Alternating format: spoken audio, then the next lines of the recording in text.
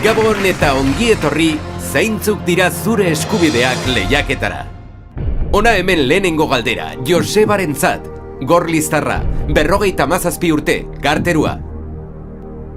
Gizonek edoskitzea baimena erabil dezakete, gehienez haurtxoak honako hau bete arte. Lehenengoa, 3 hilabete. Bigarrena, 9 hilabete. Hirugarrena, urte bat. Laugarrena, eskubide hau emakumeek baino ezin dute erabili. Ez, 3 hilabete, gizonek. Ez, erantzuna zuzena bigarrena zen, 9 hilabete.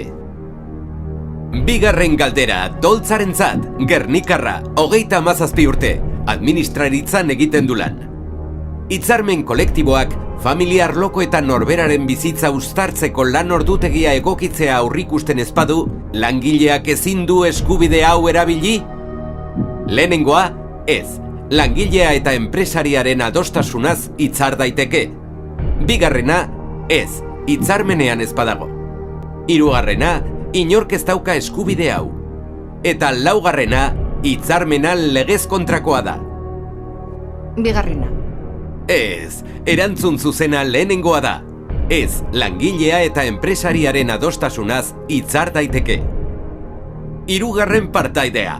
Dolo, Gorliztarra, 55 urte, artista. Erditze edo adopzio kasuan, seme-alaba ezindua bada, amatasun baimenaren iraupena luzatzen alda. Lehenengoa, bai, 2 astetan. Bigarrena, bai, aste batean. Hirugarrena, ez. Eta laugarrena, bai, 4 astetan. Laugarrena? Ez, erantzun zuzena lehenengoa da. Bai, 2 astetan. Laugarren lehiakidea. Jon, Usansolotik, 32 urte, ekonomista eta ekintzailea. Nortzuk dira bigarren mailako eskontza ahaideak? Lehenengoa, koinatuak. Bigarrena, amonak. Hirugarrena, gurasoak. Laugarrena, arrebak eta aitzbak. Koinatuak. Bai, erantzun zuzena lehenengoa da, koinatuak.